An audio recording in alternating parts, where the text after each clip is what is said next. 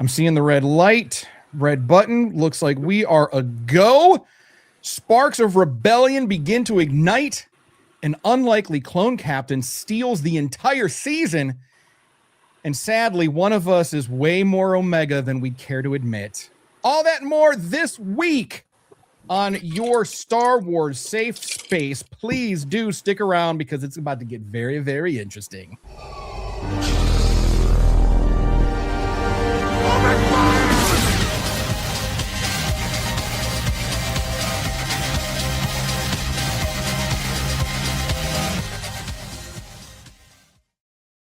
Hey there, Star Wars. Welcome to Star Wars Safe Space, your non-toxic, low-sodium Star Wars show that doesn't make you feel bad for not knowing that Twi'lek Senator Free-Ta, who first appeared in The Phantom Menace, has 4 Liku rather than the standard 2. So whether you're a hardcore fan or just a little swarzy curious, this is your Star Wars Safe Space. Welcome to the show. Welcome, welcome. We are the Circle of Nerds, and we do absolutely love Star Wars, even if we don't always like it. And we had a little bit of a tiff going on amongst ourselves earlier today regarding Luke Skywalker. So even amongst us, we don't always agree on what we like and what we don't like, but we'll get into that later. Maybe. So let's meet our crew, shall we? Hailing from parts unknown, it is T to the Oni, our keeper of the holocron. Welcome back to the galaxy, everybody. Great to see you all again. Let's get into this. Yeah. And captain of the infamous Parma Flyer, it's Crash. Hey, everybody, we got a good one tonight, so let's lock those S-foils and get at it. Yeah, we do. We got a lot to talk about. We're going to be talking about The Batch. We're going to be talking about your trip to Disney, yes? Yep. Okay, good. I got intel, I got tips, good. And the Crash's Corner Extended Edition, if you want. Because I have all the questions. Bring them on. I have all the questions. All right, so tonight we're covering The Bad Batch, episodes 10 through 13. But as much as this is about Clone Force 99, it's also kind of not. It's kind of about the story of a galaxy beginning to wake up. We're seeing senators. We're seeing separatists waking up. We're seeing a very young girl from Ryloth, who we may see later on, and her soon-to-be war criminal of a droid. And another clone captain doing the right thing. So it's like they're all starting to realize the same thing, that the Empire is not this temporary peacekeeping force. They are occupiers at this point. They're not fixing the galaxy. They're not fighting rebellion. They're actually kind of creating it.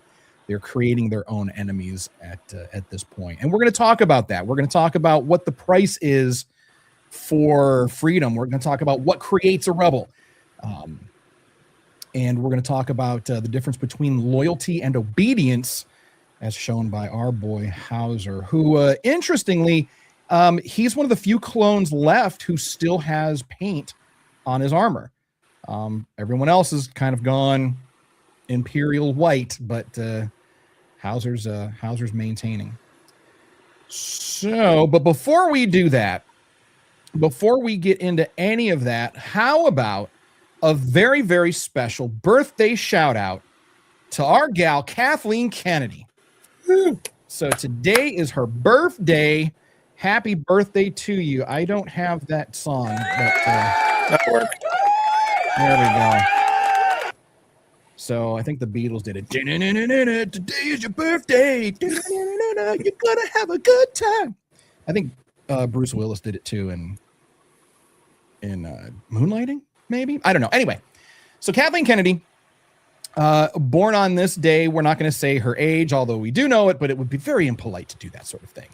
But born on June 5th, and she is very much, love her or hate her, she is very much responsible for the nerddom that most of us really know and love, especially on the sci-fi side of the house. So unfortunately, we lost a Titan a couple days ago, George's first wife. And then today we celebrate the birth of Kathleen Kennedy. And it's been a busy week. We have our friends said Star Wars dates. They keep track of all the birthdays of not just the main characters, but a lot of the background people. Yeah. This early June's a busy month. There's been a whole bunch of birthdays. It really is. I was looking at something I was like, I didn't even know that person had a name, but good for you, guy. Yesterday was the history of the premiere of Acolyte.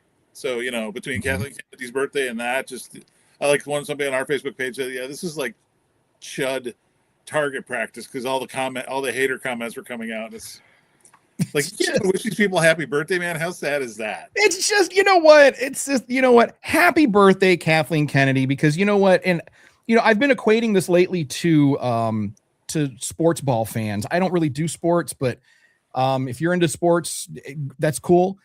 But Star Wars is our home team. This is the home team for us. And, we've struggled with some L's. We've celebrated some W's. And you don't always turn your back on your home team just because, maybe they got a new coach. I mean, we're not shills, we're fans. And I think that's the difference. People are like, oh, you're a shill. To me, in the world of sports, I feel like shills are like bandwagon jumpers, right? They just, this week they're a fan of this championship winning team. And then that team starts to crap out. They're going to jump on this team's bandwagon. Those are shills, in my opinion. They're just following the trend. I'll tell you, I think I am the only sports guy on the panel. I'm a hockey guy. I come from a hockey family, and like right now, the Stanley Cup Finals are on. My teams are out of it, but there's very much an enemy of my enemy kind of mentality. So go Carolina. But yeah, you're right. There's a certain thing. There are people who actively, they declare their fandom by showing how much they root against something. We were going back and forth with a guy on one page, another site that was like saying, well, real fans have to speak up to let people know that the shit needs to get corrected. And I'm like, sure. If you're a real fan and all you do is criticize, what are you a fan of? Yeah, you're not a fan anymore. You're not a fan anymore. And that's why, like, sometimes I really feel like it takes that sports analogy, because you can't argue with that, because we have seen, and we all know sports guys, that they're die hard. They will not leave that team no matter what their record is, no matter how bad that team loses. They're always going to be there. And that's a fan. A fan will go out of their way to tell you why the suck doesn't suck so bad.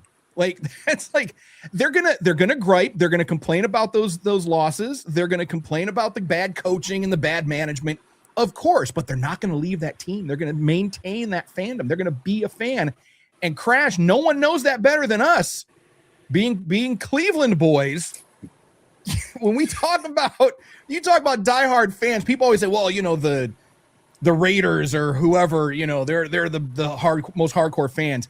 It's like, you know what? It's easy to be a hardcore fan when, you're going to the stadium and it's like 75, 80 degrees out. But when you're going to a stadium that's built on the lake in the winter and they're going to lose, but you go anyway, that's a fan. That's what, and you're going to complain about it. You're going to talk shit about the players. You're going to talk shit about the coaching. You're going to talk shit about all of it, but you're still going to show up on game day to support your sports ball team as they go on to the Super Winnebago Bowl or whatever it is that they do. I don't know. I look at Quidditch and pod racing. This is absolutely correct. The one thing I will say is, like, I'm also a pretty big sports fan. To me, like, it doesn't matter how bad your team is, you still support your team. Now, the one exception to that is if your owner or some other person is doing some bad shit, like off the field shit, and you say, you know what, I can't be a part of this anymore, I can't support that. Okay, fine. You got to pass. If you want to go find another team, go find another team. Other than that, no, you stick by your team, ride or die. Right. And then like Crash, what you were saying too, and Tony, you said it too, at what point do you have to just admit that you're just not a fan anymore? I mean, like, when all you're doing is looking at the negative, I don't understand it. Like, yes, there are things about modern era Disney that I don't like. When the buyout was announced, I was like, oh geez, the evil mouse, they got a hold of my, my favorite franchise, but I mean, this will be a hot take, but in my opinion, and correct me if I'm wrong, but And I'm speaking as an original trilogy kid, so don't come for me in the comments because I was there in the theaters in 1977. I feel like Disney era Star Wars has given us the best Star Wars in the franchise. I mean, if we're looking at it from different angles and different points of view, like Star Wars has taught us, look at things from different points of view. I feel like Disney era has given us the very, very best of Star Wars. The original trilogy was great. I'm not shitting on the original trilogy or trying to discount or take away anything from the original trilogy at all. But if I'm looking at good story, if I'm looking at action, if I'm looking at special effects, if I'm looking, I mean, the music's always been like even across the board, but we have new composers in that aren't John Williams. John Williams, of course, we bow down to John Williams, but I mean, we've got new composers, new music. Everything is new and fresh and updated, and it's good. It's good stuff. Yeah, well, and like we've said before, you can be an original trilogy fan and still appreciate what these new generations, including the prequel. I think the prequel sort of get leapfrogged in the conversation a little bit. That's true. People our age talk about our trilogy, original trilogy of our childhood, and then the kids today sort of have to fight for themselves, and they have allies like us who say, you know what, there's stuff I like in this Disney era. I know you're not a big fan of the sequel trilogy, but there's more to Disney era Star Wars than the sequel trilogy. And I think that's what makes it great is that it has branched off into so many different directions between Skeleton Crew, Book of Boba Fett, Mandalorian. You don't have to be a fan of the Skywalker saga and the Skywalker drama to be a Star Wars fan. And this is a feast, man. Eat up. Yeah. Yeah, that's a great analogy, man. We are eating so well right now. All right, let's get into it. Let's talk about the Batch, shall we? So the Bad Batch, of course, they're doing their thing. They're out there in the galaxy trying to make it. But, where we were kind of showing, the intimate growth of the Bad Batch, them trying to come together and become a family. And, how are we going to survive, post-Republic? Now it's turned into something different completely. Now there's no more neutrality. They're not going to just be able to just make their way in the galaxy and, figure out a way to feed Omega, and themselves, and like we talked about, get gas money, how are they going to do all these things? And at the same time, understand one of them's being hunted. One of them being hunted. Yes.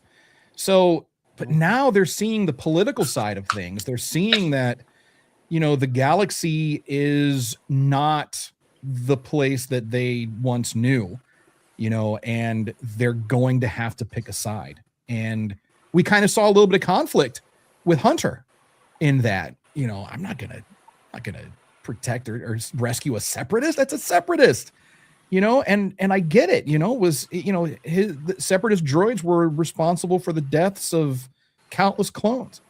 So we're seeing now that they're starting to question, they never liked the Empire. They weren't about the Empire, but I don't think they really paid it much attention. It's like, it's just one more government in place. But, after seeing now two planets, two separate planets that have been occupied by Imperial forces and seeing innocent people being taken away, people being silenced, now they're like, they're getting pushed into freedom fighter mode, and Omega's all about it. Omega is like ready to stand up and join a rebellion that hasn't even started yet. But so my hot take is that this was these few episodes are showing us the moment that the Empire started to die because they created the rebellion. And it was Rampart. I mean, Rampart, he pushed and he pushed and he pushed and he pushed.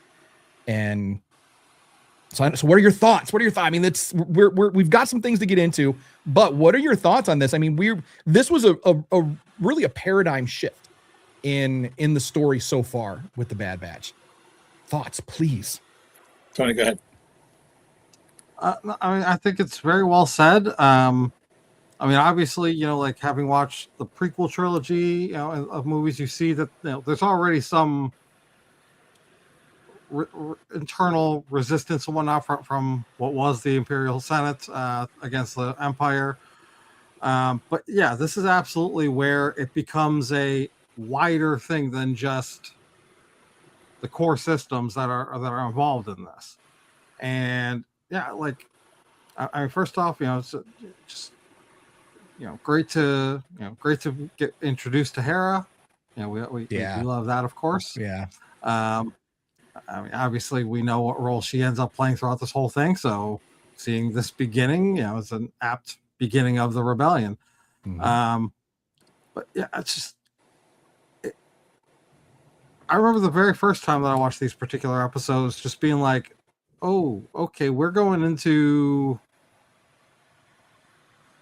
political dissidence. We're going into silencing of free speech. We're going into some dark areas here." Mm-hmm. And it really, again, for all the people that say, cartoons are for kids.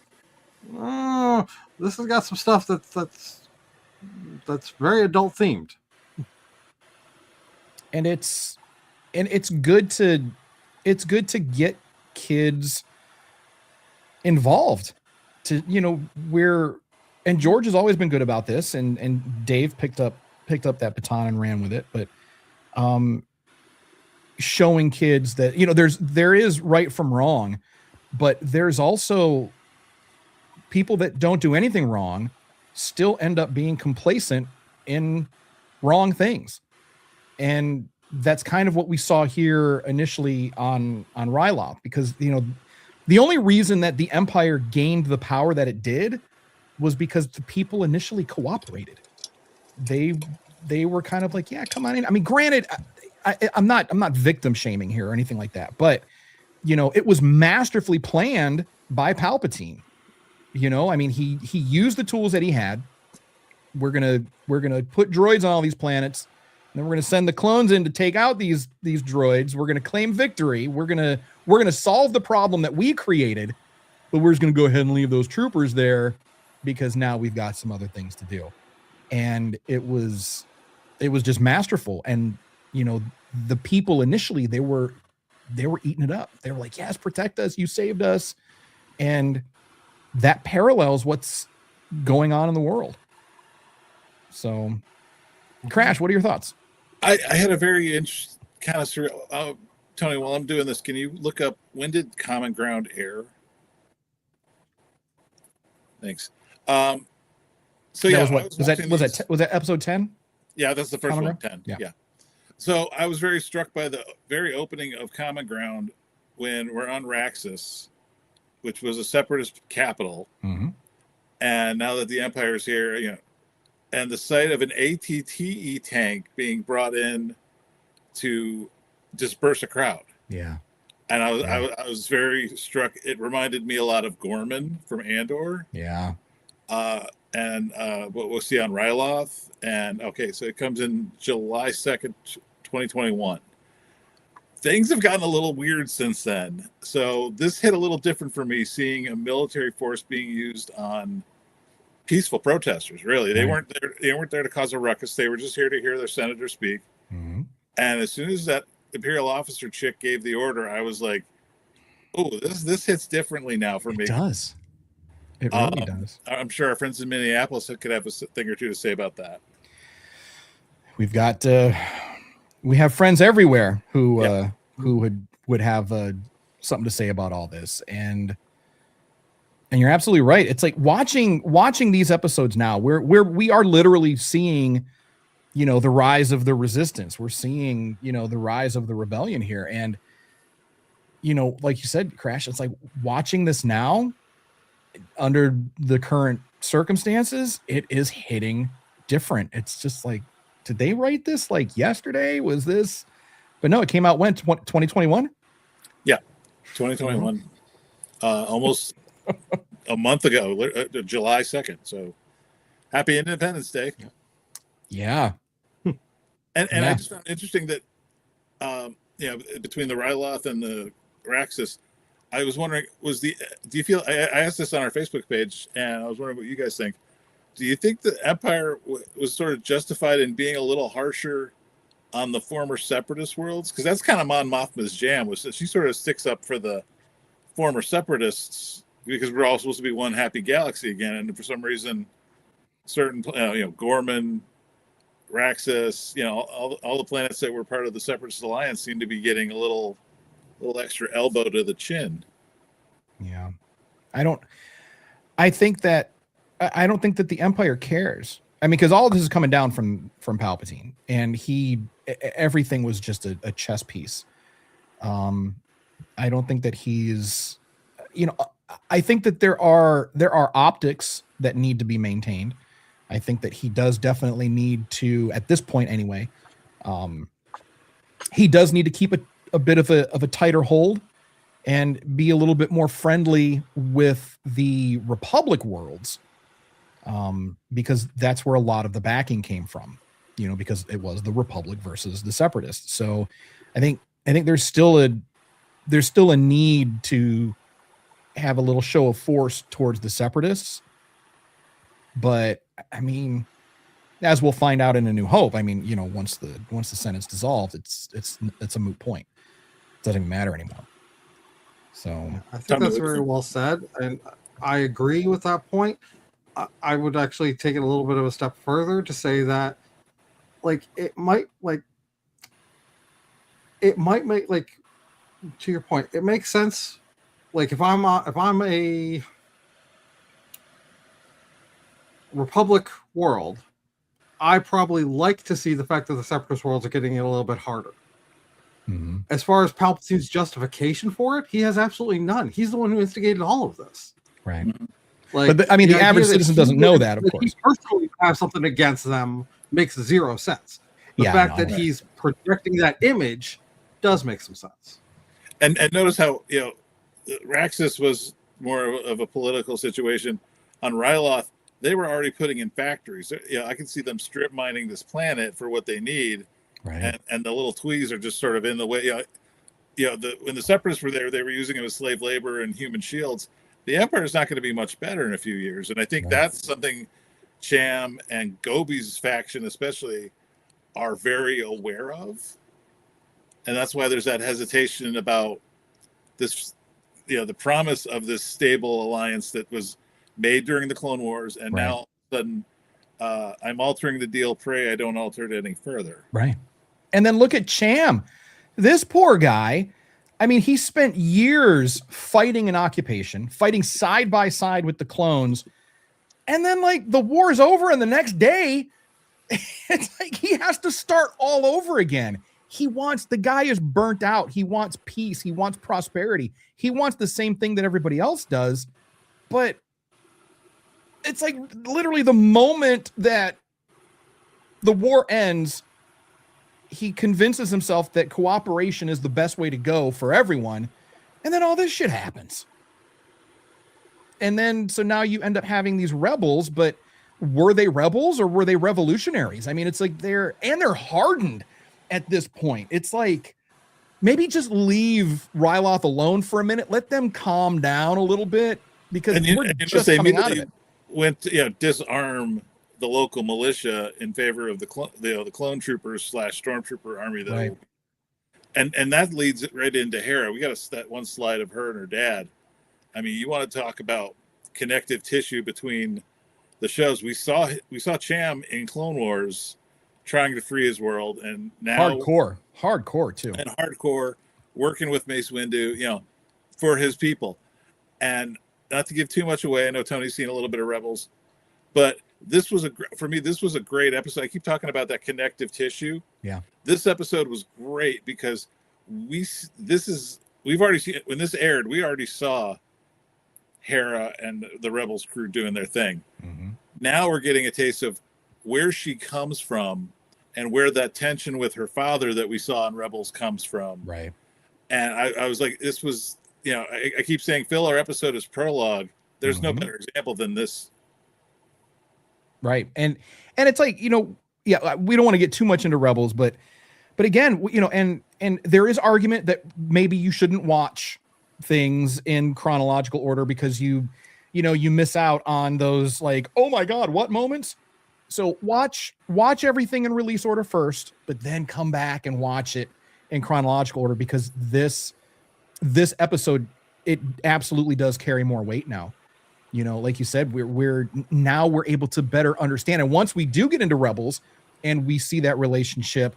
Now we're going to be a little more fresh off of this and be able to, like you said, connect those dots.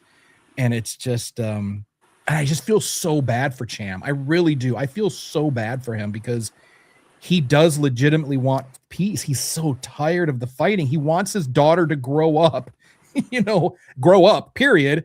But grow up in a time of peace and play and have fun. And maybe her droid doesn't commit massive war crimes. Maybe, she learns how to be a pilot. That's I think what any father wants for his daughter. Well, and notice Uncle Gobi gives her a driving lesson in the middle of a gun run.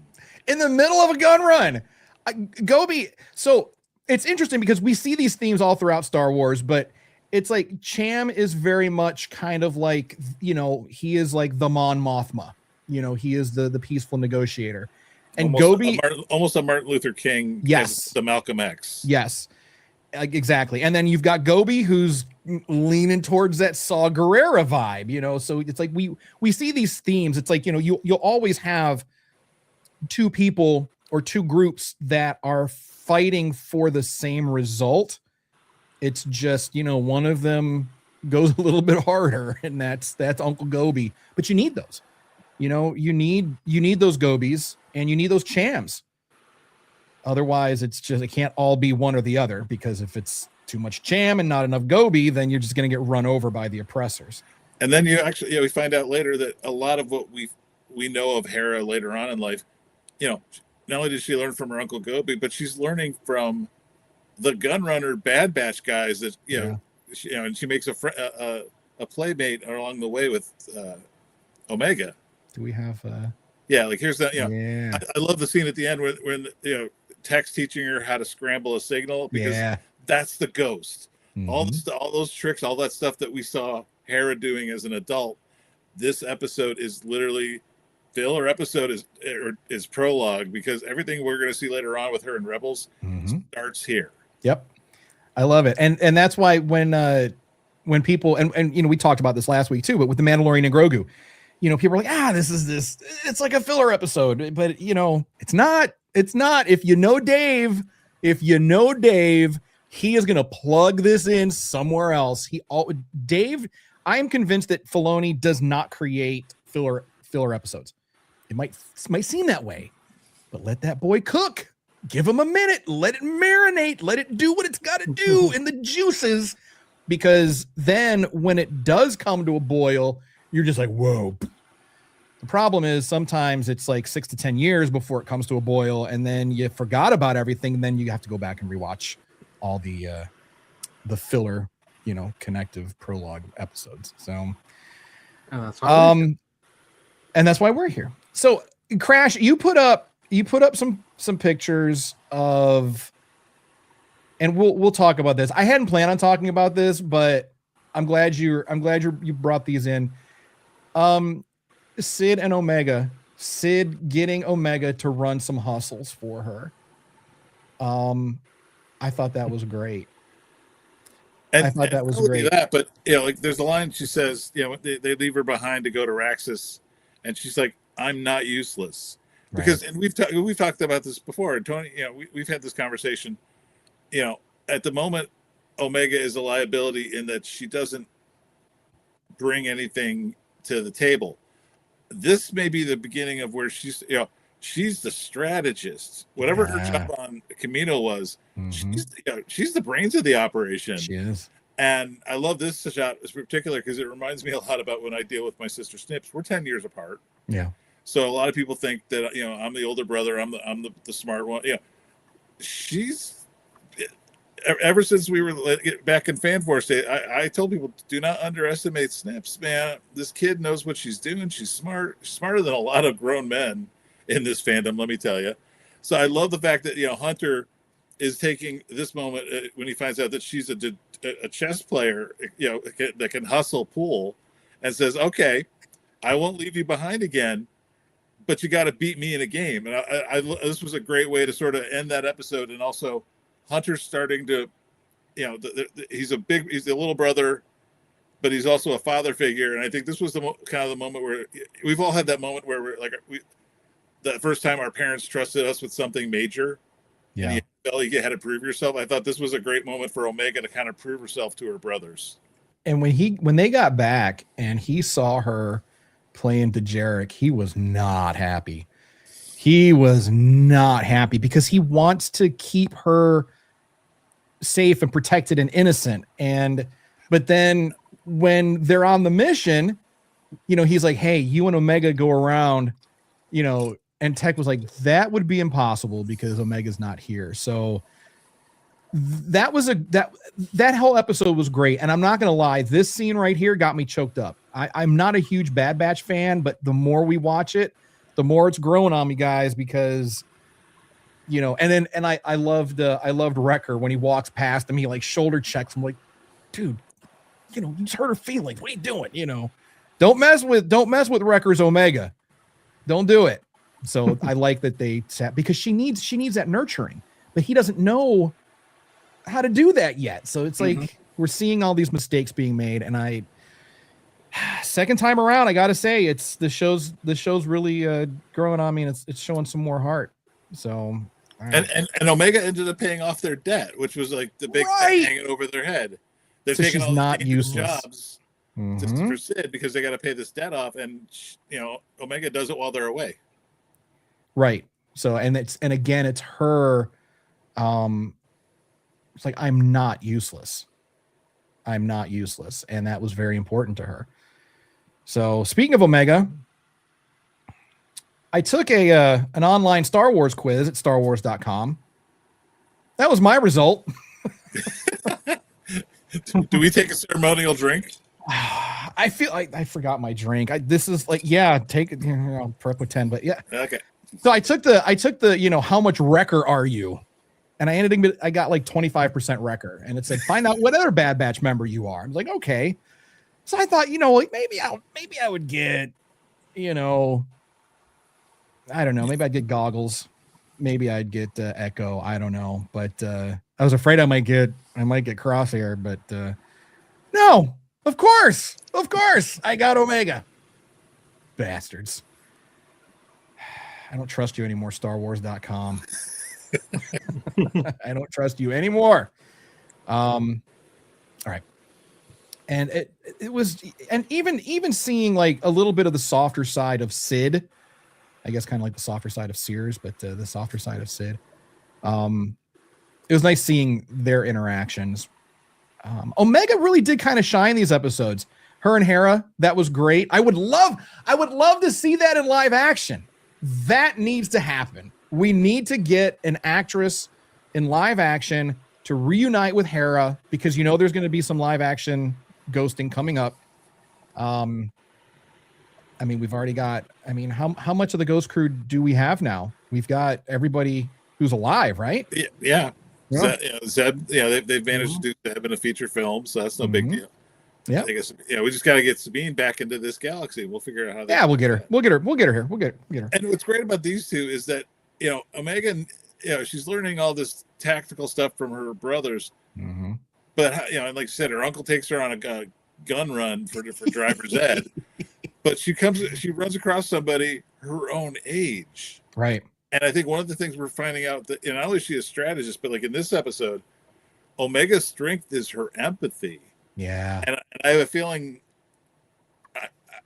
dare I say, mild force sensitivity? I don't know. But I think like here, you're dealing with a gangster who just took over Sid's place. She's very connected to animals. Right. We've seen that so far in episode, so the fact that, the crime boss wannabe guy has a pet who's very affectionate and just immediately curls up to Omega. As soon as I saw, when they were sitting on the floor together, and the puppy comes over to her, that was his sign. That's like, wait, she does, Ruby doesn't, warm up to people, but she comes straight to you. And like I said, if our friend Tali was here, she'd say, cats know what's up. So if they go to a stranger and they're instantly best buds, it's like, okay, you're legit. Cats know what's up, for sure. And even with her, she's, it's like, why did you do that? And she was like, because it was the right thing to do. Mm-hmm. And no one taught her that. The Kaminoans didn't teach her right from wrong. because they don't see things that way. They just see things as very clinical, very sterile, and very, profit driven. It's not about right or wrong. So she didn't learn that there. Did she learn that from her, limited time that she's had right now with the Bad Batch? Or is it just something ingrained in her? Because yes, the Bad Batch, they do, do their best to do the right thing. Like we saw them using stun on all their brothers. Their brothers were trying to sauce them, and they were hitting them with the stun rounds. This fight on Raxus was the first time you really noticed, like, they were going out of their way. I mean, they're fighting against, guys with tanks, and their priority was not to kill. Right. Right. And they're no strangers to killing, brothers, because those are their brothers. Oh, it gets me right here. And speaking of clones, you've got your MVP guy you've been talking about. The MVP of the season, Howzer, coming in clutch at the end with the speech, the motivational speech, doing the right thing, going above and beyond his programming. So clearly, as far as we know, the Order 66 chip didn't affect him, or if it did, we don't know. I have no idea if he sauced any Jedi. I don't know. But if he was anywhere around that, if he did, but he didn't go hard like Crosshair did. Good soldiers follow orders. And so what are we seeing here?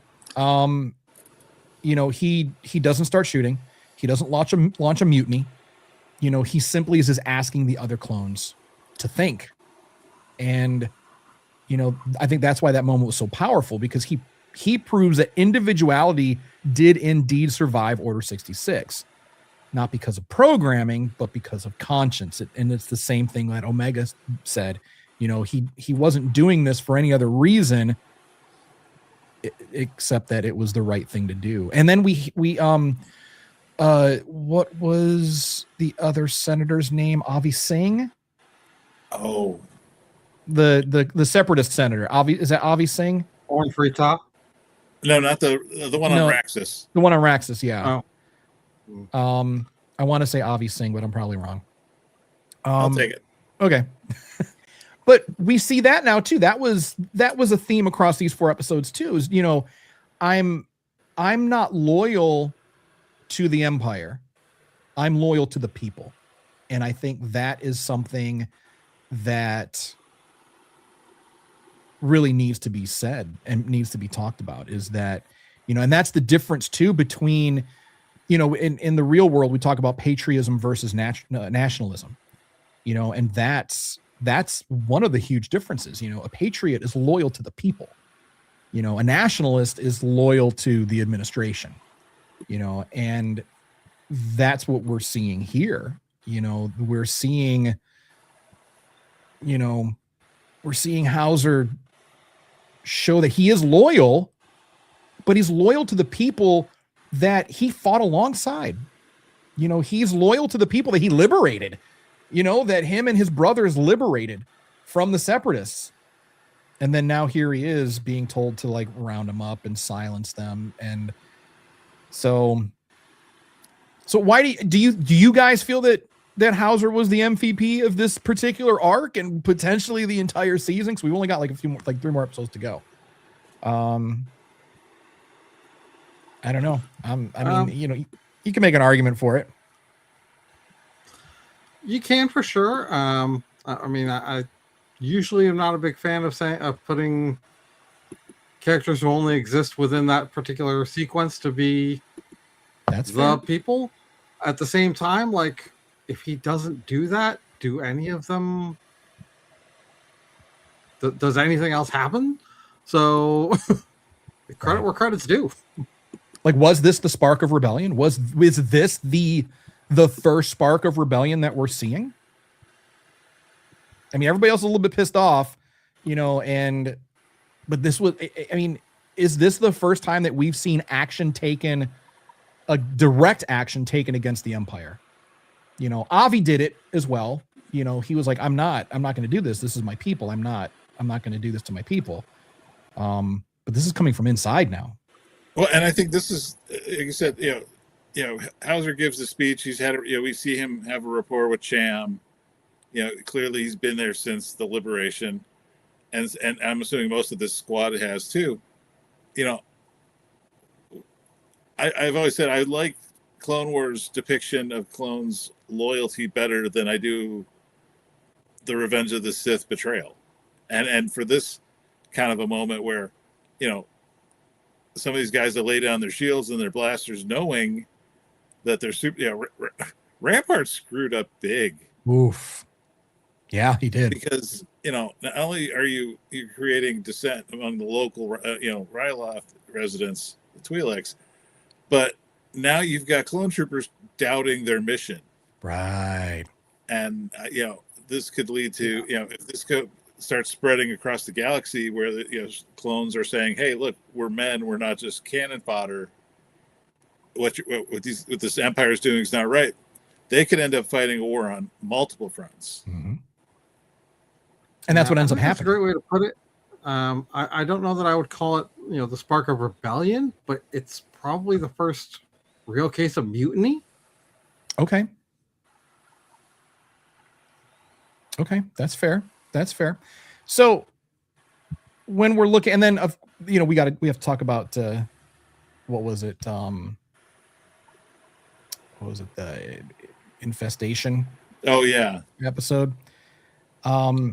Again, that was something that potentially felt like filler, but it kind of showed that the Empire, or the Bad Batch, they're free of the cloners, they're free of the Empire, but they're not free, like, at all. They're still being ordered. They're still being told what to do. And so, I mean, is this freedom, what they have currently? Or is it just survival and by any means necessary? For the clones or for the Bad Batch? For the Bad Batch. Okay.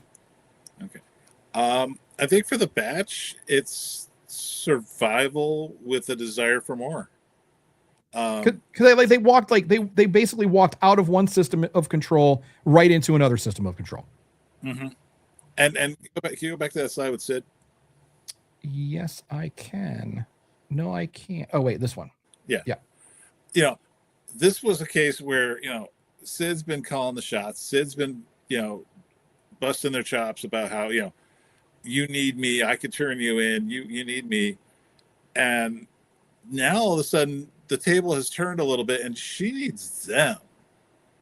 Because of which Roland and the Pikes, taking over her place. Yeah. And this whole thing with Omega, I think this was a real moment where Sid sort of found herself on her ass with nowhere to go. And all she's got are these guys that she's constantly making fun of and bossing around. Omega gets, held hostage, I felt there was a little bit of there's almost a hint of, I kept wanting to say loyalty. Like when she said, I got the kid into this, Sid was determined to live up to this arrangement she made about retrieving the spice, because, if anything happens to Omega, it's on her. Right. And that, because Hunter was ready to walk as soon as they found out that she'd gotten taken over and she didn't have any power anymore. He was like, all right, this isn't our problem. Peace out. We're gone. And Omega, stood up for Sid, and will that be reciprocated later? We'll find out.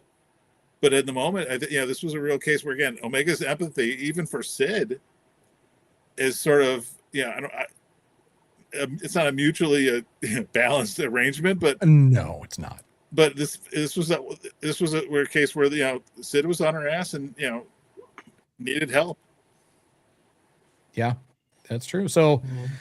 So mutually beneficial arrangement. So maybe not necessarily a system of control. Maybe now they're finding some kind of equilibrium. Do you think, Tony? I think it's getting closer. I don't know that it's quite equal, but I think it's definitely closer now than it was. So let me ask you this, because you brought up Sid's loyalty, or little shred of it.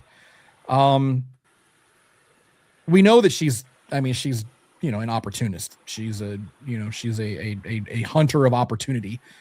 She's a predator. She's a shark. Is she would you say that she is as shark-like or less shark-like than Hondo? Would Hondo have shown loyalty like that and been concerned about Omega's well-being? Or, I mean, because sometimes I feel like with Hondo, you literally never know what he's going to do. I think with Hondo, it was it depended on the moment, but like Hondo sort of had lines that he refused to cross. Yeah, he'd steal the kyber crystals from the younglings. Yeah, he'd let his men rough them up. But when it came time to like go into battle, he wasn't okay with sending children to fight. Sid, I don't think she. If as long as she came out on top, I don't think she'd care what happens. Please correct me if I'm wrong, but I seem to remember though Hondo was ready to leave some younglings in a shuttle and let them get sauced out there. I mean, like that's the thing about him is like you never know.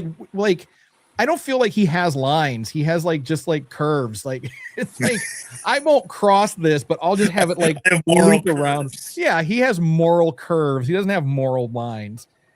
But I think I agree with you. I think we're starting to see that maybe Sid does have some sort of moral line that maybe she's not willing to cross. She's still going to get her money. She's still a Trando, and so she's going to be out for self, but at what cost? So I don't know. So, what do you think, Tony? I think it's I think if Hondo got to know Omega to the level that Sid does, he wouldn't let anything happen to her because he knows she could be an asset down the road. Oh yeah, yeah.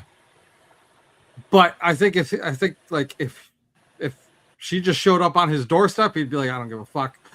Like, dude, like I have absolutely zero loyalty. If I like you, cool. But if I could sell you to make some money, I'm going to sell you to make some money.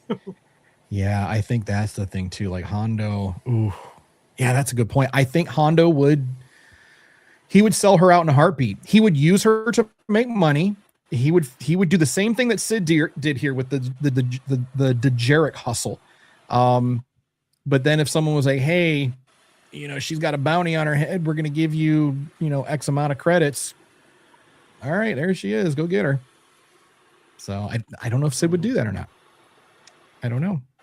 Do you think she fears the Batch? Do you think she's afraid of them at all? No, I think she thinks she has some leverage on them. She keeps bringing up that she has leverage on them, and I think she's using that as her defense mechanism. Yeah, in a fight, they can sauce her in a second, but it takes one phone call to ruin their lives. Yeah, and I think she knows that. Yeah, that's true. That's a good point. Tony, what do you think about that? Do you think she's scared of him? I don't think she's scared of them, but I think she wouldn't she knows that if she betrays Omega, she's going to have to betray them because they will not stop until she's gone if that were to happen. Yeah, that's true. But so that's the thing is to me, if she's going to sell them out, she's going to sell them all out all at once. Yeah. Yeah, that way there's no one she don't want to watch her back. Yeah. Yeah, that's a good point. All right, so Crash is anxiously loading up images. So boys and girls, it is story time. But don't go anywhere because we've got your homework lined up for next week, so you don't want to miss out on that. And you don't want to miss out on these tales of Star Wars adventure. All right, let me know. What slides are we putting up first, buddy? Okay, let's start with the map because I want to set this up for you guys. So set it up. What are we talking about? What is story time? What is Crash's Corner, the extended edition tonight? All right, guys. So a couple weeks ago, as I told y'all, and y'all saw the videos, I took my family and I went out to Disneyland for Star Wars night. This is the map of Galaxy's Edge in Disneyland. In Florida, it's in Hollywood Studios, and it's roughly the same layout. as it is here. The only difference being the X-wings are in a different position, but that's no big deal. Now, if you look at the upper left or upper right corner by the Falcon, and you work your way past the cantina down to the TIE Fighter shuttle, that is where the new changes really happen. And by changes, I'm talking characters. Right. They've added Luke, Han, Leia, Chewie's been there. He can kind of roam in either side, of the park, but they're really focusing the original trilogy characters, and I call them that only because that's what we know them from. Sure. I'll tell you from with the exception of Darth Vader, which he's kind of iconic. They couldn't do this without having Vader there. People would lose their minds. Oh, of course. You've got to have Vader. You got to have Chewie. Right. But everybody else, there's a slide of me with Leia. She is not in any outfit from an original trilogy movie. Oh. And I will tell you, there's a reason. Hello, Leia. Yeah. Hi there. What have we here? My, what have we here? People keep saying, oh, the original trilogy, they're bringing the original trilogy to Star Wars. Well, the characters from the original trilogy. Because what you got to remember is over in the marketplace, they have Mando and they have Ahsoka, the older Ahsoka. So what you're really seeing is Leia, Han, and Luke from the post Return of the Jedi Mando era. I was talking to Leia about stuff, and she's talking about her brother and her here. They're looking for Jedi artifacts. Mm-hmm. When I met Han, we were talking. I addressed him as General Solo, and he was like, "Well, I haven't heard that in a long time." They can play along with original trilogy trivia comments from the guests, but they're really set in that Mandalorian era, which is closer to the sequel trilogy. For years now, Disney's been sort of like trying to walk that line between sequel trilogy and Mandoverse. Where does it fit? And to bring in the classic characters from the original trilogy as their older selves, mm-hmm. plus Vader. I think there's one. You got R2, and I got some stormtroopers that All right, great. We're looking at Leia right now. Calm down, buddy. Okay, but I'm just saying, and it's great because these guys can, okay, so here's R2 in the marketplace, and he can just roam around. Now, anybody that's ever done a Rebel Legion 501st event with the R2 builders, we've all seen R2s before. We see them at conventions all the time. 100%. But when you're in a immersive environment like Galaxy's Edge, with characters all over the place, May 4th was. We arrived on May 4th, and it was just packed with people. There was an after-hours event. They kick everybody out. It's a special ticket, and by 4:00, they're shooing everybody out of the park that doesn't have the tickets. But what they did during the day was they sent everybody. I did a walk and talk with Rey over in the Resistance side of things. I saw Fennec Shand. I saw Sabine Wren from Ahsoka. They had everybody out. They just said send them all because they're usually on a schedule, and you can go on the Disney app and you can kind of find out who's where. Yeah. And kind of camp out the area. I think last time I was talking about this with you guys, I told how my family spread out.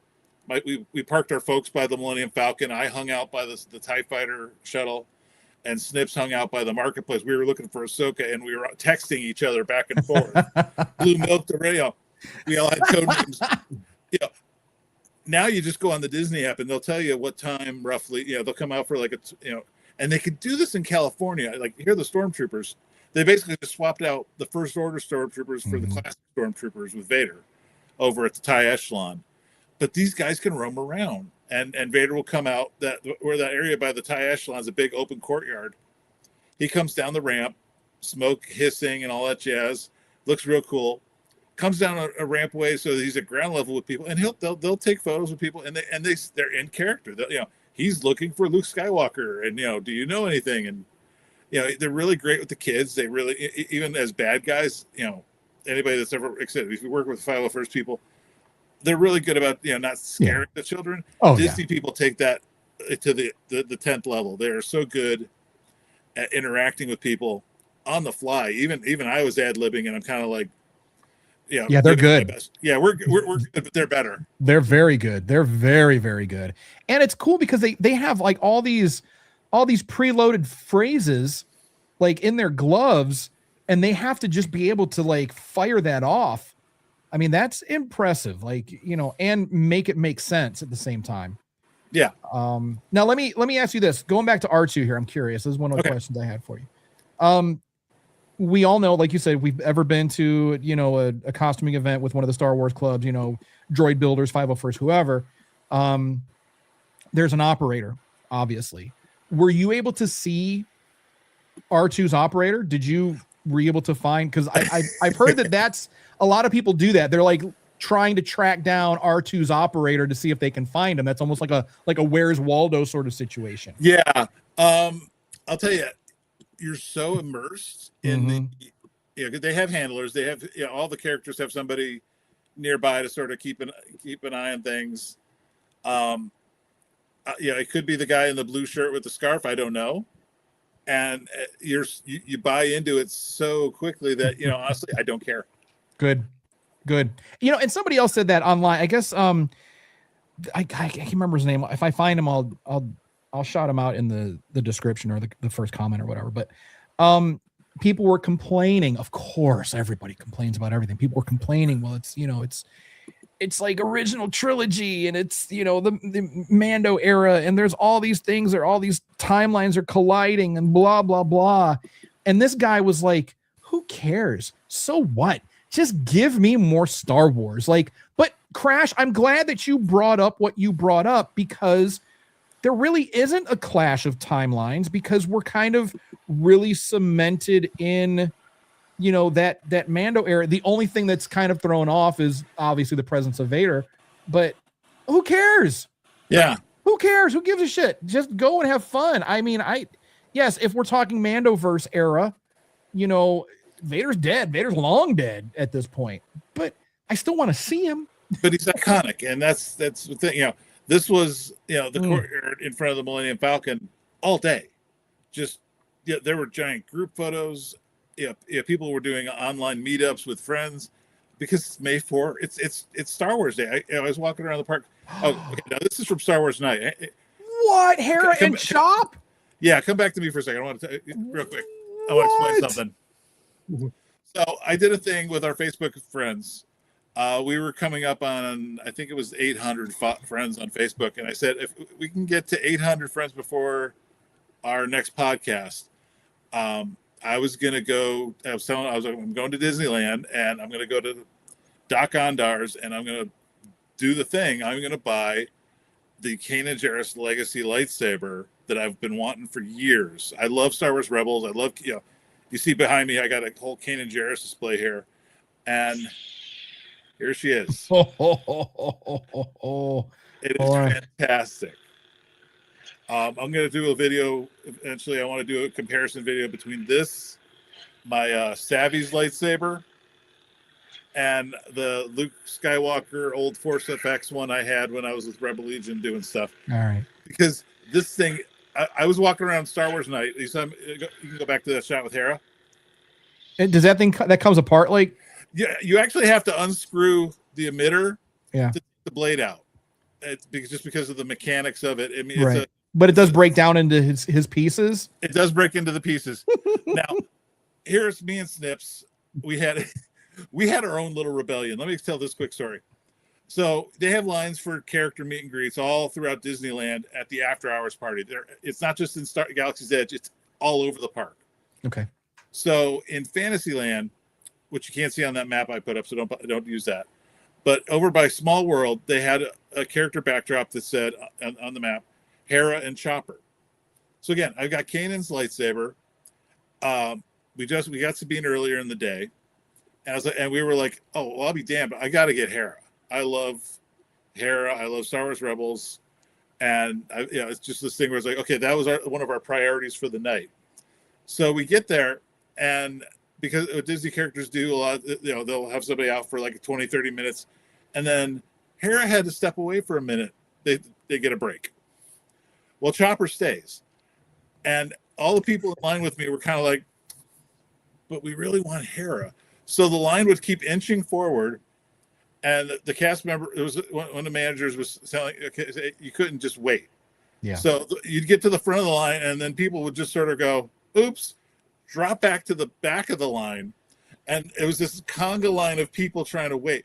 Well, everybody got wise to what we were doing, and pretty soon everybody was doing the same thing. We were all shuffle,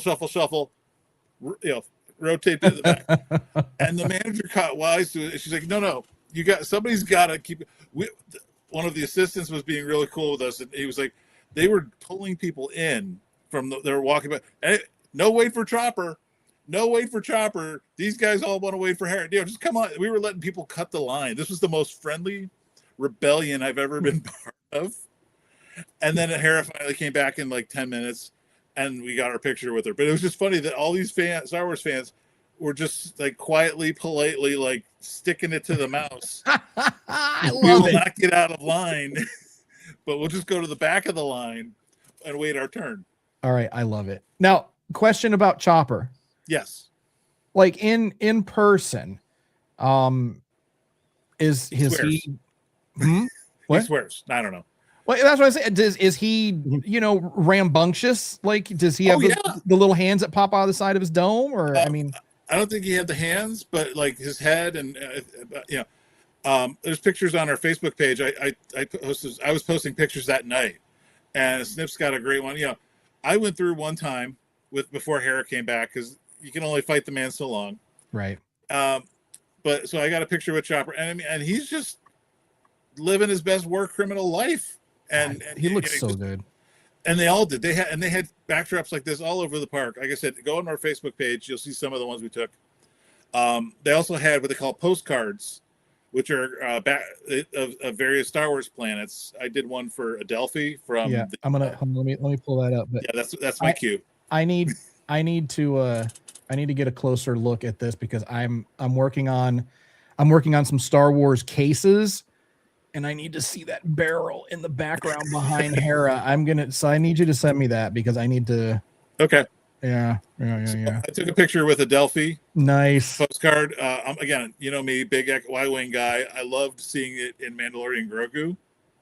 That was just, that whole Top Gun opening was just. Oh, it was so cool. Me.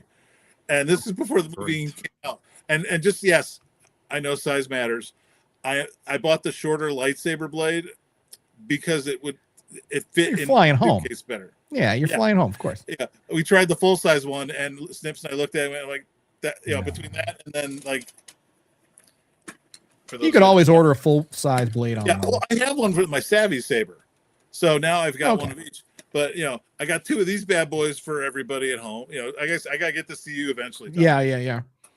But because I've got plans for that droid head. I've got plans for that. I've got two popcorn buckets, a lightsaber case, and a mini blade, plus our clothes that I gotta fit in the suitcase. And at this point, I don't care, because I'm just roaming around a Disney park at night having a grand old time. The reason I bought the lightsaber was for there's another slide. Which one? Millennium Falcon. They had what they call the lightsaber gathering. That's the front of the castle. What they do is they light the castle half red, half blue, light side, dark side. Oh, I see. And they have QR codes all throughout the park. I posted a Crash Corner video. You scan the QR code and choose which side of the Force you want to win. And every hour they would do a light show where it would either go all red, all blue. And at the end of the night, they told you, I think the night we were there, the light side won. Okay.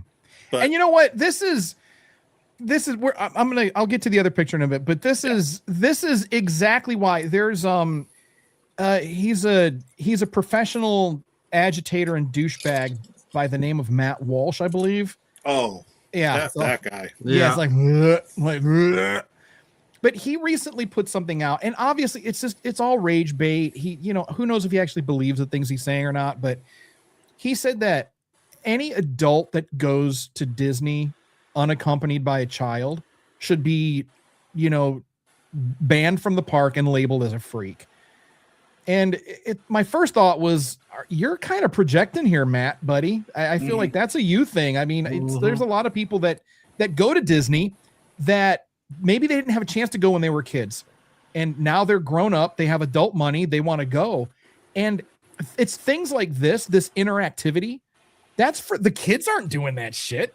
That's the adults that are going around scanning QR codes. The kids are just running around like, ah, but it's the adults that are interacting. And Walt himself said it's for children of all ages. Yeah, and families. I'm there with my Snips and I are there. They didn't come last time we went.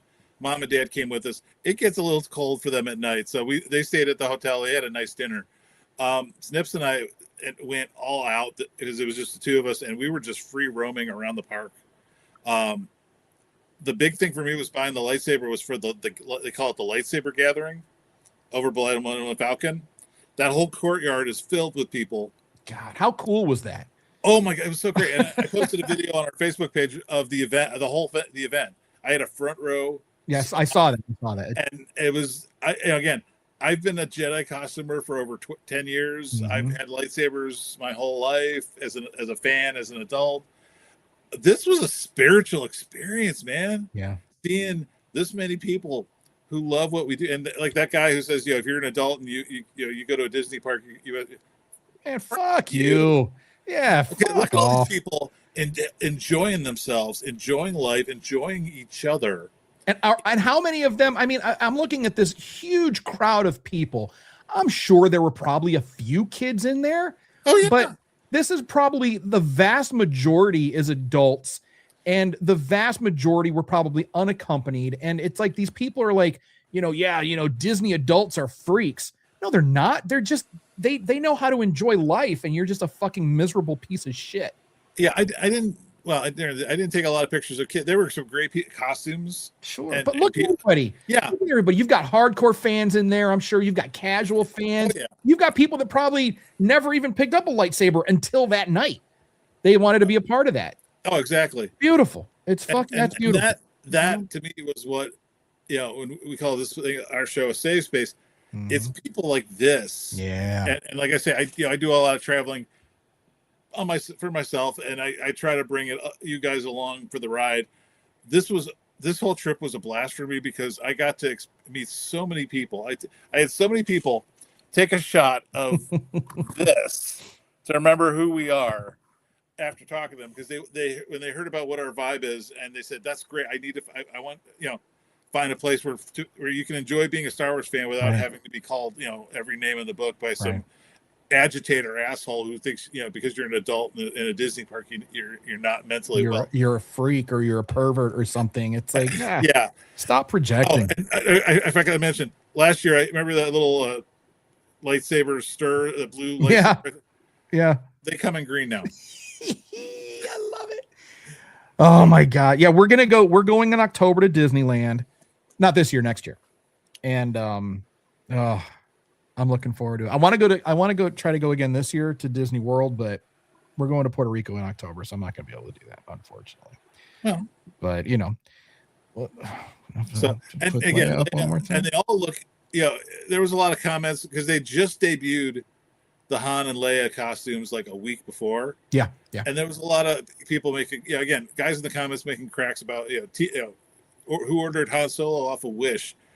It's honestly, God, I think there were some good counter responses. Like people saying, "What did you think they literally were going to just clone Harrison Ford?" And like, come on, the guy looks great. I didn't get that picture pulled up, but I mean, like this Leia is top notch.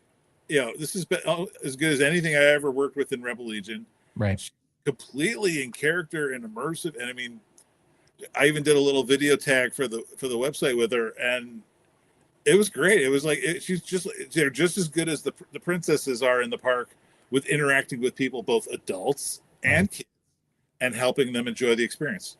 And the kids don't care. The kids don't care that that's not a Carrie Fisher lookalike. Yeah, because they see Princess Leia, and I'm sure that the adults don't care. I mean, when I saw Rey, that was Rey. I knew it wasn't Daisy Ridley, but it was Rey. I wasn't there to see Daisy Ridley. I was there to see Rey. We're there to see Princess Leia. She's a fucking fictional character. Ugh. Exactly. Anyway, well, I'm glad you had a good time. Yeah. Any Tony? Any questions? Any thoughts? Because you've been there too. You've done the Oga's Cantina. I think that is getting packed because the mobile. It's not a reservation thing anymore. It's just first come, first serve. But did you have any questions? Not in particular. When me and my wife went, we had a great time. You mentioned about the size of lightsabers and all that. I mean, we literally bought out every goddamn thing that you can buy in the cantina, and on top of that, we bought and made our own sabers. Like, we literally had to go the next day to UPS and just be like, ship this home. We just knew there was no fucking chance. I knew. I want to see. I told you, when you went on your honeymoon and everything, I want to see your haul. The stuff you brought home, man. Yeah, you for real. Put it together on a table or something. I need to see this stash. I really do need to set it all up. Yes, you do. I mean, we need to. My place is such a mess, vicariously. but we do need to do that for sure.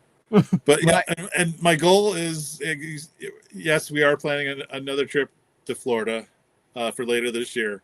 My goal is to eventually get over to the Rise of Resistance side of Galaxy's Edge and do some reporting. Okay. Because, like I said, all the changes at Disneyland are in the eastern half of the spaceport, by the Blue Milk Station all the way up to Millennium Falcon. The marketplace is pretty much the same. You can get Mando, Grogu, Ahsoka Tano. That's more the on a lot of fan maps, they were describing it as the Mandalorian area. Well, they're the characters from the Mandoverse. Right.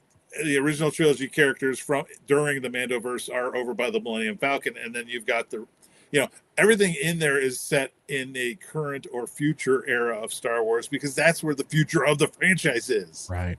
Now, did oh my god, I just lost my train of thought. Did the changes come to Orlando already, or is it just in Disneyland right now? It's still in California only. Okay. Snips had a great point. Everything they've changed is you're just in love with that shot. It's a great picture. I like your not the shot he's in love with. No, I think it's a great photograph of that shirt. Your Mandalorian and Grogu shirt. But no, please keep talking. It's fine. Well, no, that's everything they changed is cosmetic in that it can be reversed eventually if they want to. There's nothing that's been ripped out. I heard when they announced that the original trilogy characters were coming, I was reading a lot of fan comments saying things like, well, they're going to rip off the square radar dish from Millennium Falcon and restore the circular one like it should be. And I'm like, Jesus Christ, guys, that's your biggest concern? Like, come on. We saw it come off on Return of the Jedi. You don't think Han put a new dish on? After It's like, what? That's like that was a huge complaint. I remember when the sequels came out, people were complaining about the radar dish. It's like we literally saw it get knocked off in Return of the Jedi. I mean, come on. I mean, what makes you think he's not going to get a new dish, and what makes you think that it's got to be round? Yeah. And that's why I think that people, and I'll tell you, not to sidetrack, the thing I was most pleasantly surprised by was the music. They switched. Originally, they have, like when you guys go, they had a specially created soundtrack from John Williams for the Galaxy's Edge park. Yeah. They've switched it over to music from the Star Wars movies. Oh, okay. And so even during Star Wars night, they did that. They would, they pumping music in all over the park, and everywhere you went, there was. If you were in Critter Country by the Ewoks, they were playing Return of the Jedi. You go over by Tomorrowland, they might be doing like the Emperor, Darth Vader's March kind of thing. Now it's in Galaxy's Edge. You're getting a mini playlist of all the greatest hits of the Star Wars universe as you're walking around, and it wasn't as jarringly awkward. You're walking in a Darth Vader's over here, but you're hearing music from, say, like the sequel trilogy. It didn't take you out of the moment, and I was kind of pleased by that because I was kind of worried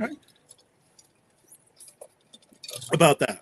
You bring up Return of the Jedi, just reminds me of a funny story. Over Memorial Day weekend, one day me and my wife went to visit some friends, and they had a barbecue at their place, but the weather was kind of shitty, so we spent most of the day inside. And we just watched the original trilogy, all three movies, back to back to back. And we're at the end of Return of the Jedi, and you get to the final battle, the final battle on Endor, and you see one of the Ewoks like on a glider, and one of the people they're watching with goes, I don't know why they call these Ewoks primitives. They got a fucking Air Force, and I just burst off. Yeah. Yeah, that's a great point.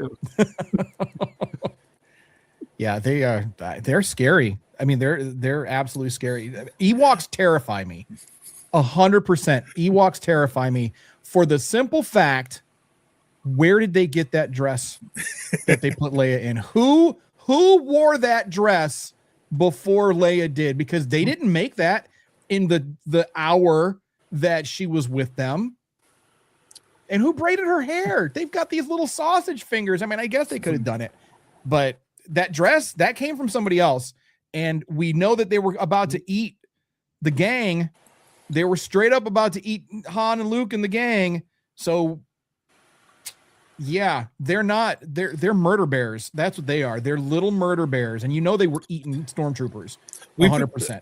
We put up a thing on our Facebook page. It was a meme found because Disney owns Fox now. That technically they own not only the Ewoks, but the Predator franchise. And who would you take in a fight? And my answer was simple. I said, yub, mother effers. Yeah. Ewoks. Ewoks every day, because I mean, the Predator is gonna run out of ammo before you're gonna run out of Ewoks. Period.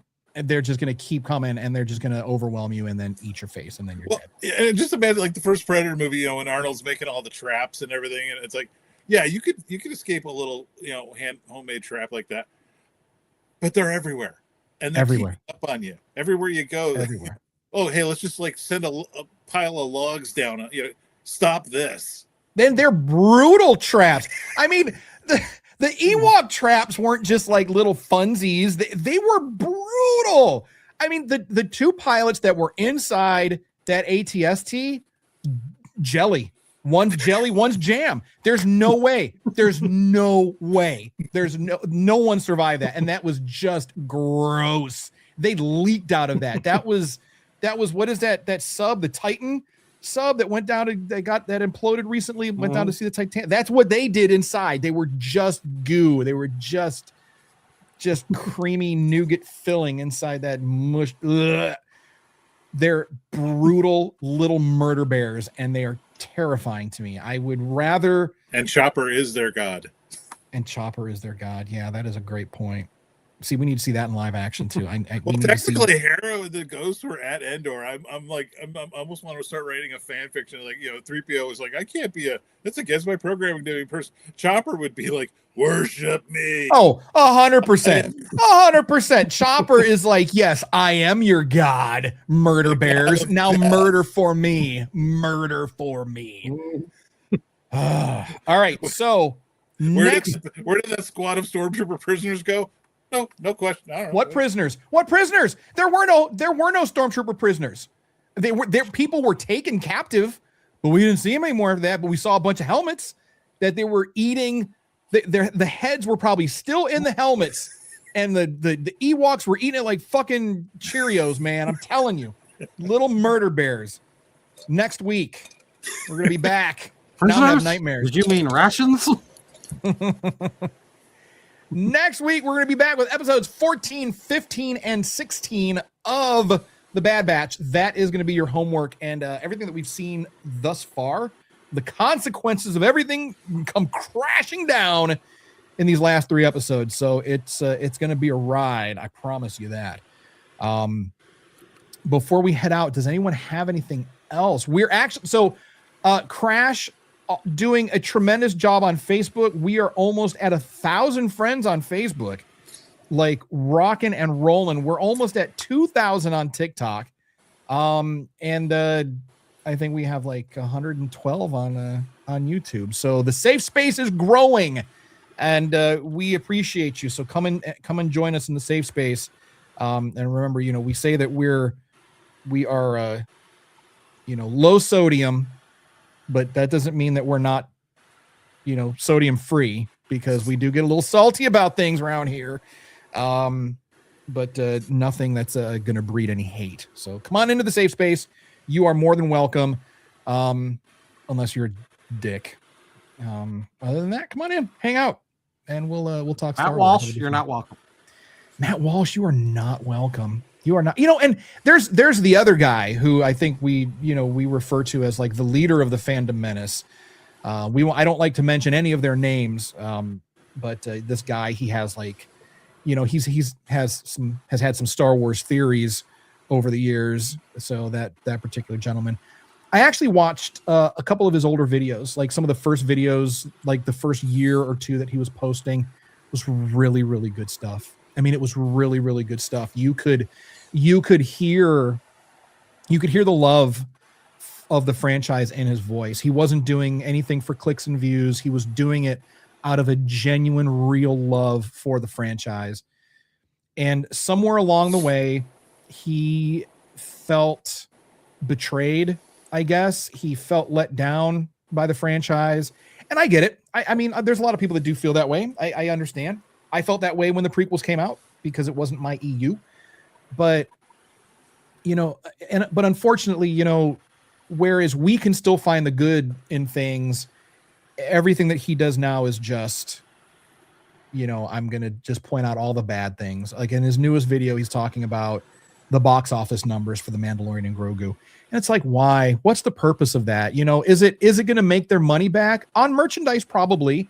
Is it going to make the money back in box office? Probably not, but they'll get the money back. They'll earn a profit off The Mandalorian and Grogu. But why do we need to like belabor that point? Why do we need to continuously talk about how little money it made? Can't we just talk about how fucking awesome it was to be in a movie theater again?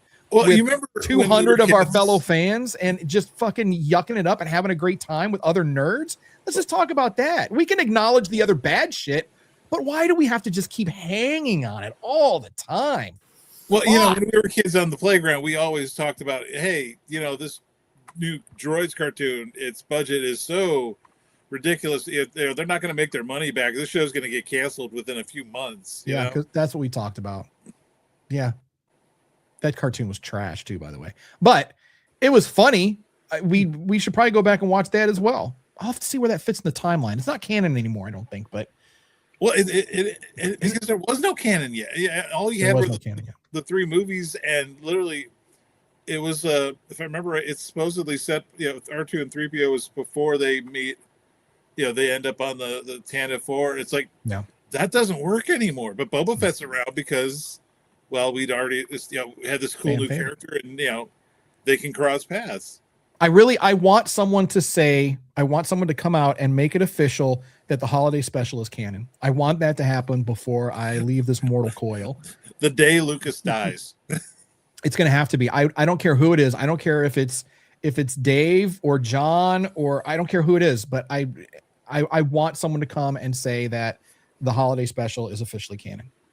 And I feel like we should watch the holiday special on the day of Kathleen Kennedy's birthday, just to piss everybody off. Like, just because both are universally hated. I don't know why. I love the holiday special. It's garbage.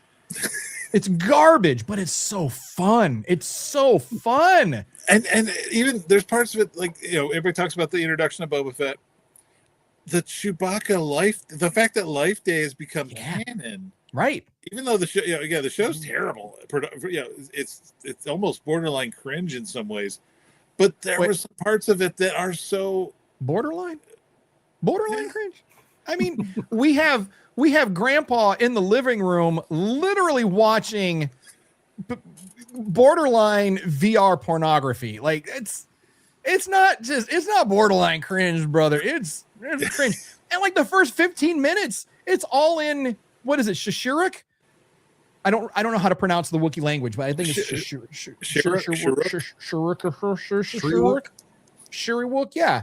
So it's like the first like 15, 20 minutes is in this Wookiee language with no subtitles. And Luke is wearing more makeup than a drag queen. And at one point, Leia is getting really familiar with Chewie. I mean, she is like really snugged up on him, rubbing his belly a little bit. There's it's awful, but it's so much fun. And it is Star Wars. I don't remember seeing it air. No, I never saw it air. I saw it years and years after it came out. I heard about the legend of this horrible Christmas special, and I was like, I don't remember No, there are a couple people online on YouTube that run it with the original commercials. Like they just basically recorded it. And so all the original commercials from like what was that, 79, 78, 79 that came out? Holocron Keeper, go. Yeah, right. I want to say it was like 78, 79.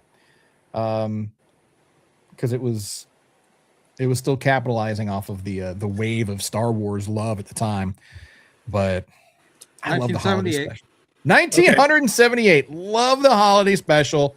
I don't care what anybody says. Tell me, you can't call me a shill because that wasn't Disney.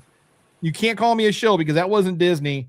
Call me a fake fan. I don't care. I love the holiday special. It's terrible on so many levels. It has a 25% on Rotten Tomatoes and a 2.2 out of 10 on IMDb. I don't think that's fair at all. Those are unfair ratings for the holiday special. Well, older movies and shows really get an unfair advantage on the Rotten Tomatoes thing because the nostalgia baiting, people, you look at certain movies like, I'm getting ready to go see Masters of the Universe this week. And I remember going to see the original one. I was a fan of He-Man. I saw it at 9:30 this morning. Okay. Did you? Was it? Yes, I did. What without, because I'm on the fence, because I would Crash, same thing. I had Castle Grayskull, I had Snake Mountain, I had all the action figures. Our childhood was one big toy commercial, and I was just feeding me more. Yep, exactly. So, okay, Tony, so what's your? I will put it this way, okay? Okay, and let me be very clear on this. I am not the biggest He-Man fan. I'm just not. All right. That being said, there's going to be some inevitable backlash from the anti-woke agenda people. I think it's stupid, but there's going to be some just because of because of certain things. That being said, I found this to be very, very true to the source material. Oh, okay. So that was my beef with if you like the source material, if you like that sense of humor, if you like that, all those things, you will enjoy this movie. And that's all I want. Right. I don't need to, it doesn't need to beat the Mandalorian's opening weekend. It doesn't need to break any kind of money record at the bottom. Bring the joy I felt of being a He-Man fan, just like Star Wars. Sequel trilogy, original trilogy. I just want to go have fun. Right. Seeing an adventure story set in a particular universe. From what I've seen in the trailers and clips and stuff, this movie I'm really hoping is the movie I wanted in 1988. There you go. It looks like a stinker, but it looks like an effects-driven stinker. A lot of my favorite movies are stinkers, and You're not wrong. But I don't understand the anti-woke crowd or whatever, because I'm sorry to say, He-Man, the Masters of the Universe, is inherently gay. Like 100%. When you watch the cartoon, it's a bunch of really buff dudes with their shirts off. They're wearing little skimpy furry diapers. And when He-Man is Adam, he's wearing a little pink shirt. He's got this little bob haircut. I mean, there's so many things about Masters of the Universe that scream LGBTQ pride. And I'm so glad that it's releasing now during Pride Month, because I mean, it's just nothing. It's going to be nothing but a beefcake fest. So and it's just one thing. The reason why I brought up the fact that I went to see it today, there's a shot at the end of the movie where you see like a wide out screen on Castle Grayskull, and if y'all are familiar, there's a symbol on the top of Castle Grayskull. Yeah. Mm-hmm. I had to do a triple take watching it. Like, if you look at that symbol that's on there, it's the Andor crest. That's exactly what it is. Really? Yeah. Okay. I'm thinking about my toy from back in the day. I'm like, yeah, that's close. But it's supposed to be the sword of power, right? Well, not the. It's really not. Not on the face of the skull outside. It was there was like a little thing on the I remember. I always thought that had something to do with like the sorceress and the power sword and all that. But so who ripped off who here? I mean, Andor came out way after, so Yeah, Andrew definitely came, but like, I mean, seriously, like, I literally like because I remember the old toys and whatnot, and it didn't quite look that like that. At least to me, on the old toys, I don't see it quite as it's not quite as recognizable for me. But in the movie, just I don't know if it's just the angle that they have the shot of or what, but like I looked at that and was like, why is that? Why is the Andor crest there? I mean, that's Hasbro, right? Hasbro owns that. But when you check Mattel. it out, Mattel. let me see. Yeah, it's Mattel. All right. Well, I was planning on going to see the Mando and Grogu tomorrow again.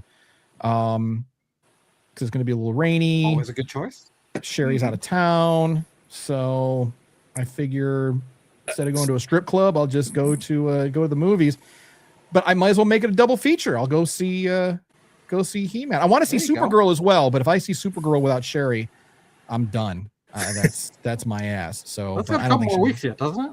Yeah, it's later. I thought it's already been getting box office totals. I saw something today that those are pre-sales. Like, pre-sales. Oh, okay. You know how you can buy your tickets ahead of time now? Yeah. Okay, that's what they're using. Even with Mando Grogu, they were projecting it was going to be a failure because the numbers were lower than they expected.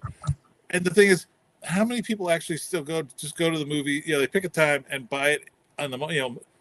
We took my folks this past weekend to see it. I posted a picture of us in the theater.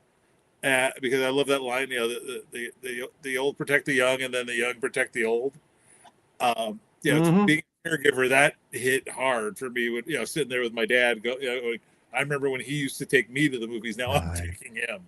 There's so much relatable in the Mandalorian and Grogu. It's such a great father-son story, and mother-daughter for the ladies out there.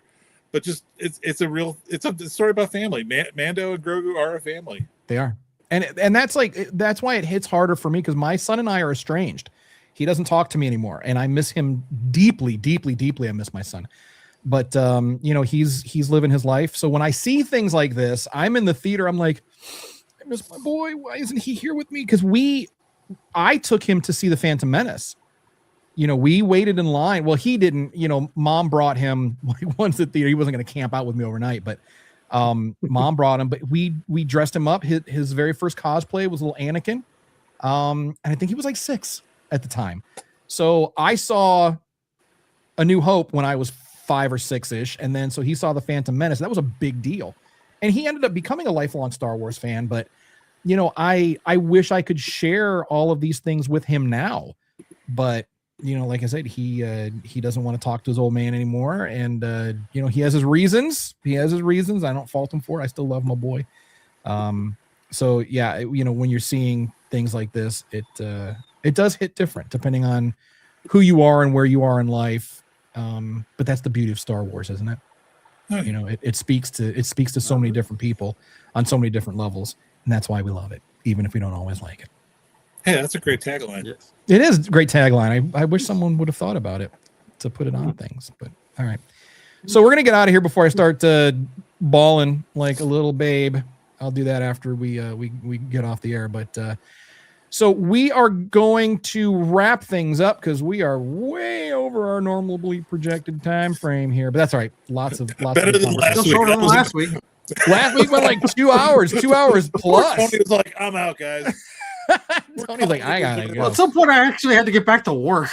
Right. It's like the sun's coming up. I hear birds chirping. But so again, if you forgot, because we've been talking for another 30 minutes. So next week, episodes 14, 15, 16 of the Bad Batch, the Empire tightens its grip, consequences start crashing down and all of that fun stuff. So be ready. Blood reference.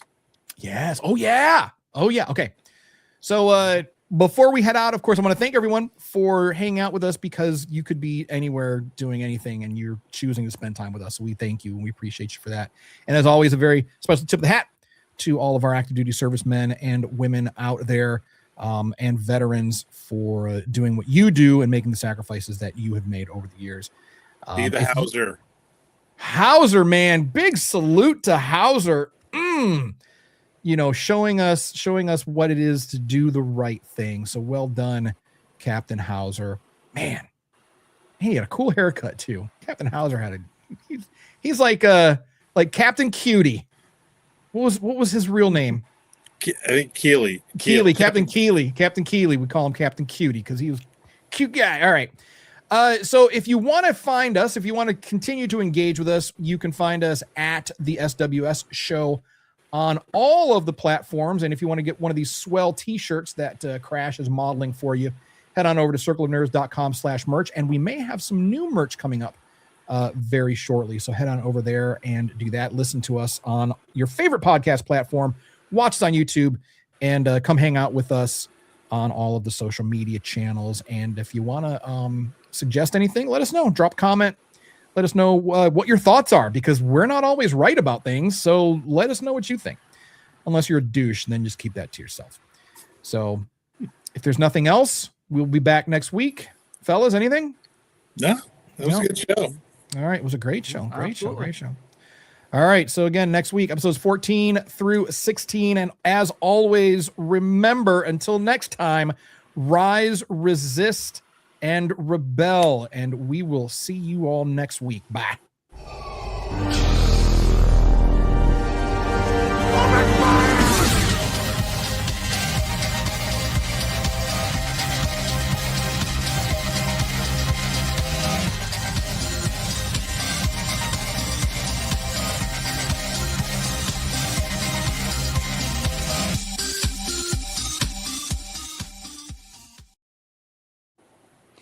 I pushed the wrong button.